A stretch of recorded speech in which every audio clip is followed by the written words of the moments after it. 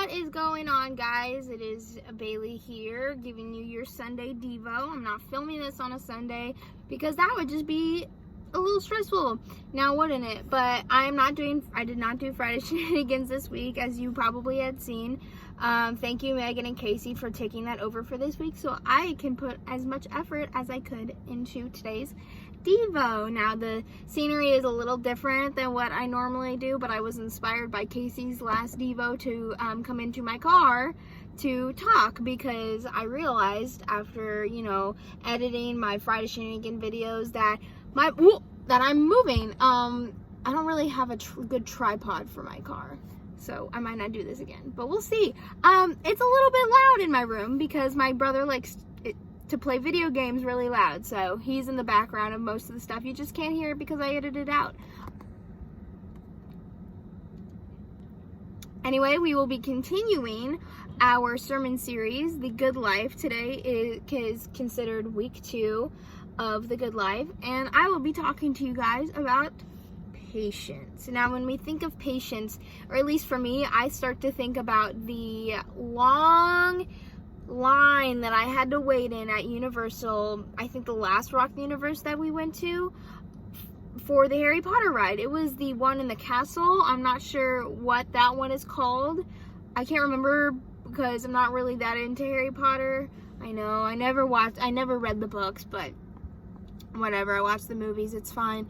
But it was the castle, and the line was all the way to the back, and I remember my group being like, oh, but we really want to ride this. So I was like, you know what, maybe we can make friends in the line, and we ended up doing that, but it took forever, and we had to be patient. So that's what I think about. Others can think about it differently, but let's kind of jump into kind of our sermon series. What do we think about when we hear the good life? Like the word the good life, Some may dream about what their life will look like 5 to 10 years from now, and others think about things they obtain to make their life kind of fun in the moment, like a fancy car.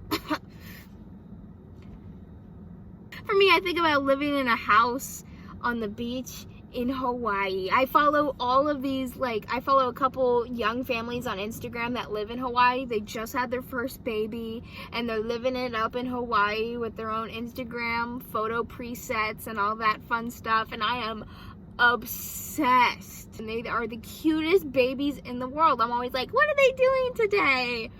They're babies. They're not doing much. The good life, that's quite something to look forward to. That might not happen, but it also actually happens to look exactly like what my life looks like right now. I have the best car. Not the best car, I meant the best job.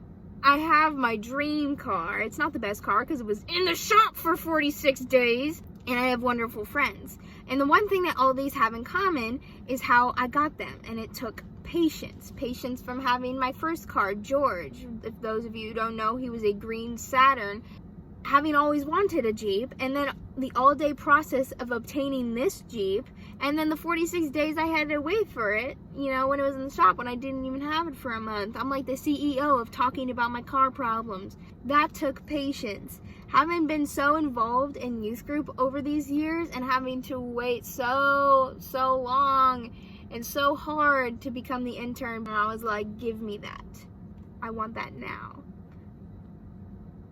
Patience, and then building conversations and connections with my friends that took time. You don't just meet somebody and become best friends overnight. Actually, that might happen for some people, but in my specific case, one of my best friends, Faith, I met her in 6th grade, and we've been best friends ever since, but that took time because we're two totally different people. But playing the waiting game can be such a drag, especially when things seem like they're taking forever, and that can annoy us, and in turn make us not even feel like these things are worth the wait. Like what I said at the beginning of this video, the Harry Potter ride, was it worth it? I don't know. I can't remember what happened during the ride, but I know I waited there for like 2 hours for a 30-second ride. But I can say that once you practice this patience, a whole new world opens up for you.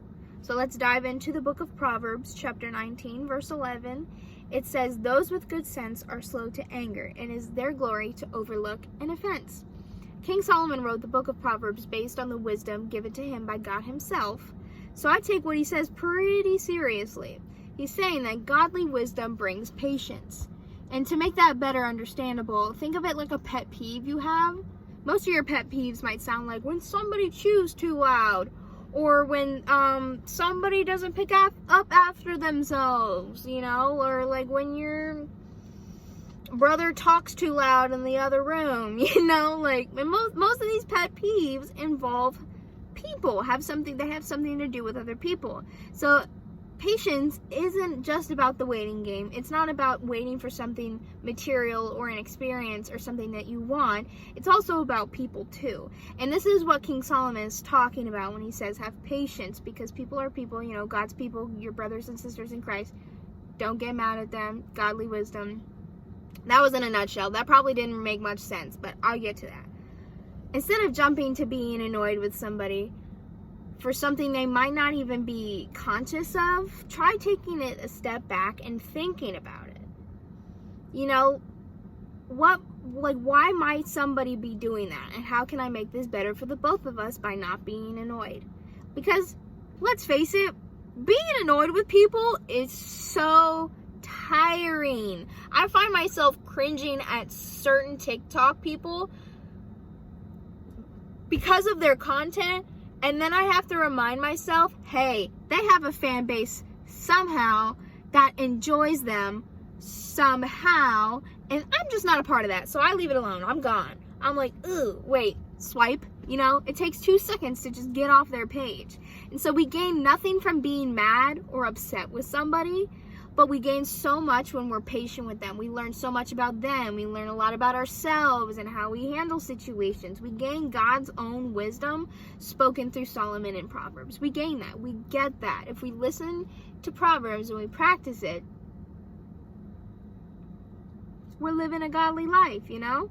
And so what can that look like for us? I'm sure quarantine isn't easy for everyone, and time has definitely flown by for me since the beginning of it, because I've just been doing crafts and tie-dye and wearing my tie-dye in every single video that I make, basically. It can either become routine for us or something we've been struggling with. And so, things that we can do to practice patience in quarantine is 2 things. 1, finding something creative to do, and 2, talking it out with people. Let's dive into number 1. So find something creative to do. Like, take time for yourselves to make something or write a story. I follow this account called Writing Prompts or something. This account will put out at least, I think, 2 writing prompts, random writing prompts a day. And then people will actually go into the comments and comment the story they wrote based off that prompt. Now, they can be funny, they can be serious, they can be sad.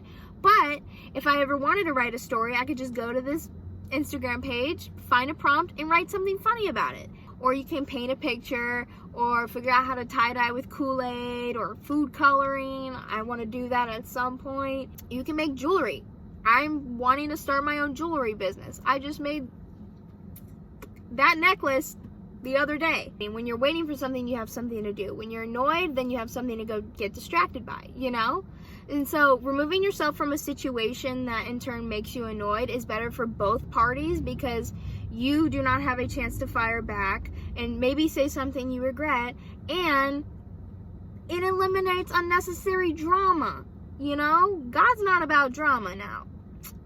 I'm sure of that. I don't know if that says it anywhere in the Bible, but like from what I've read, I'm pretty sure he just isn't about the tea, you know? Second thing is we could practice talking to people. If someone in your family or one of your friends is annoying you, instead of getting mad or upset with them, just talk it out, you know? It can be scary at first. Confrontation was never my strong suit, and it still isn't. It's one of my weaknesses, but I have found it easier to talk with people I'm close with, and if you start practicing patience with them, you're able to practice it with other people as you grow. And so one time, I was sitting next to my brother Brody, and he was chewing gum really loud.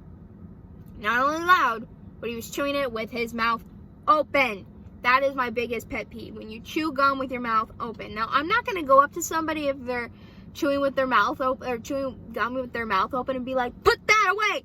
Chew with your mouth closed, because that's rude. And so instead of being like, hey man, can you chew a little bit open, like a little bit wider? I want to get a good look at your gum.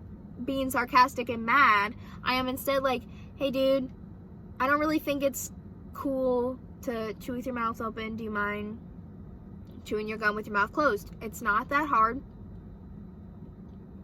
You see, I just did it and I don't even have gum in my mouth. What I'm saying is, if you have this conversation with somebody, it can reveal why they might be doing what they're doing, or it can show them that they're doing it. If it's unconscious to them, then they're not even realizing they're annoying you.